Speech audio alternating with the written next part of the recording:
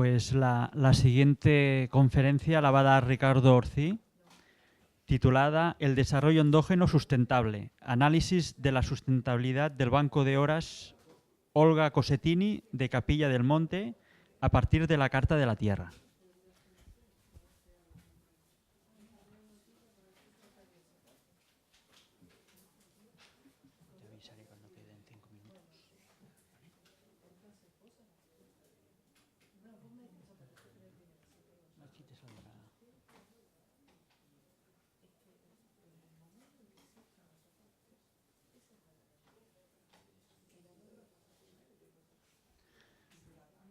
Pues cuando quieras, Ricardo.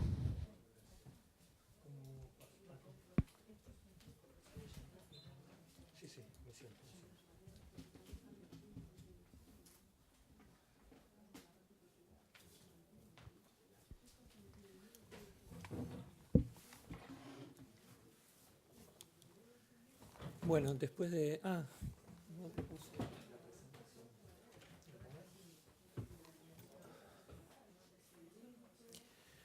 Bueno, buenas tardes a todos. Mi nombre es Ricardo Orsi y vengo de parte de la Universidad Nacional de Luján, en provincia de Buenos Aires. Nosotros somos un grupo de investigación que desde el año 2005 venimos investigando diversas monedas sociales, especialmente aquellas que pudieron atravesar la crisis del trueque y aún hoy continúan funcionando. Entonces, ver por qué y cómo es su desarrollo y su sustentabilidad.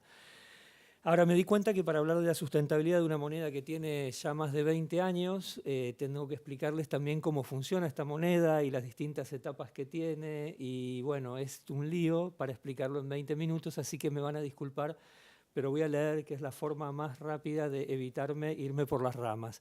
Después nos vamos por las ramas, si quieren, en las preguntas. Pero bueno, la concepción de sustentabilidad que nosotros vamos a considerar se basa en la Carta de la Tierra, una declaración internacional de principios y propuestas de corte progresista promovido por Naciones Unidas y sus organizaciones. ¿Y por qué la elegimos? Porque es la orientación que la propia Fundación Sol utiliza para evaluar su propia sustentabilidad y la de las experiencias asociadas o por incorporarse. También esta aproximación tiene la ventaja que muchas otras formas de evaluar la sustentabilidad se ciñen a las esferas medioambientales y económicas y no incluyen la esfera política y social que nosotros creemos necesarios para un abordaje integral de la problemática de la sustentabilidad. Este nuevo paradigma parte de la idea de la participación ciudadana en la construcción de una sociedad equitativa.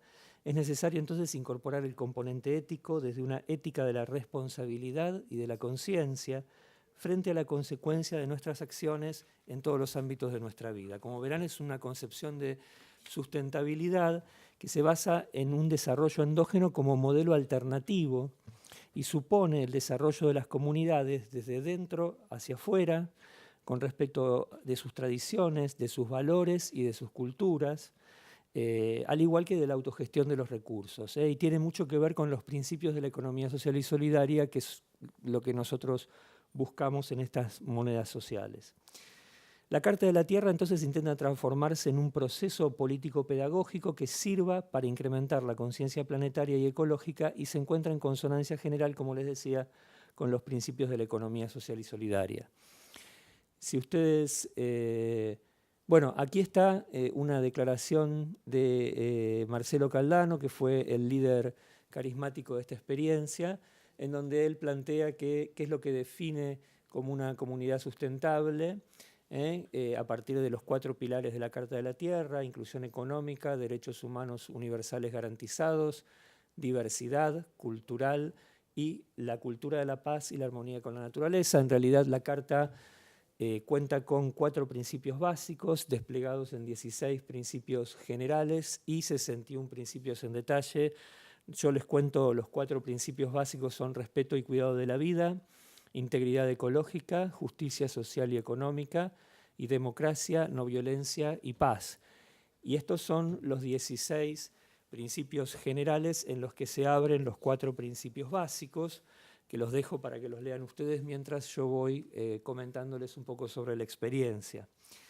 Entonces, esta iniciativa de la Carta de la Tierra sin duda presenta para nosotros es un horizonte utópico, o sea, es un faro, una guía, es un hacia dónde ir. No creo que ninguna experiencia que pase por estos 16, realmente llegue a pasar por estos 16 puntos que plantearían la sustentabilidad, pero sí sirve como un faro que nos indica un camino.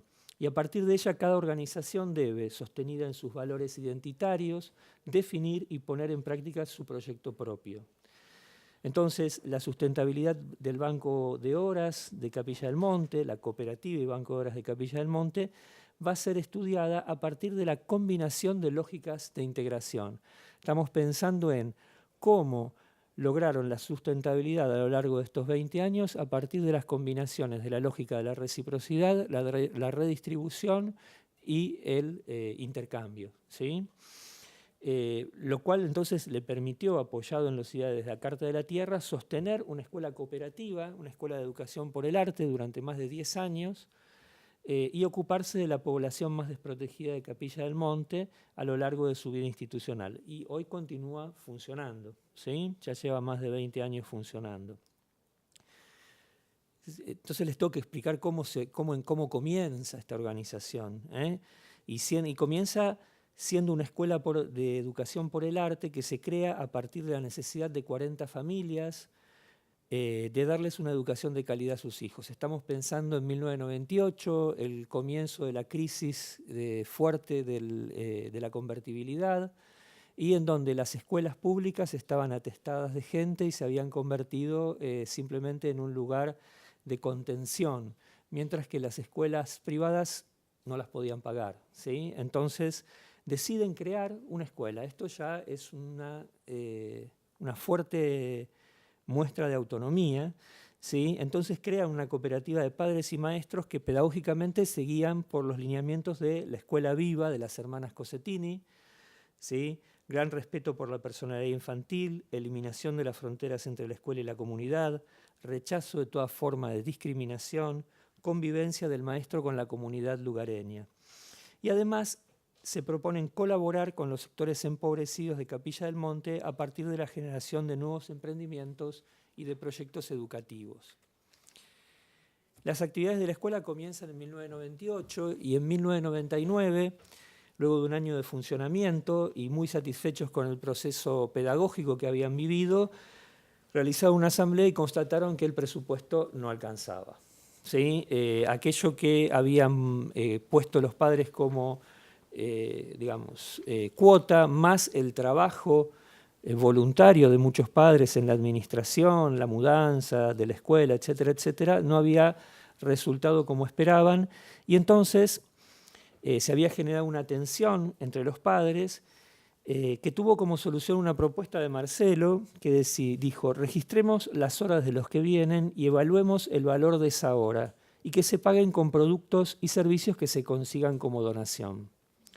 Así surgió el Banco de Horas Comunitario y su primera moneda, que fue el cosetón, en honor a las hermanas Cossettini.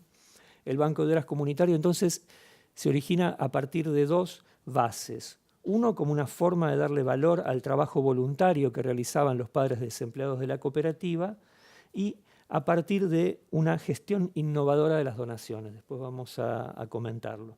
Se concreta entonces como una forma de valorar aquellos bienes que el mercado no valoraba, pero que la gente que formaba parte de esta cooperativa necesitaba para que la escuela siguiera funcionando. Si queríamos entonces que este mercado funcionara, había que crear también la demanda. Y para crear la demanda, los docentes decidieron cobrar una parte de su salario, aquel que correspondía a las horas no curriculares, en cosetones. O sea que alrededor de un 30% de su salario se cobraba en cosetones y el resto en pesos. Y por otro lado también estaban los intercambios que realizaban los padres entre sí.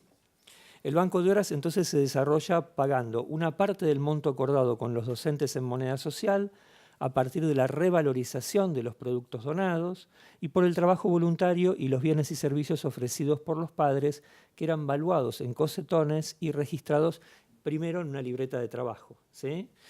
Débitos, créditos dentro de una libreta.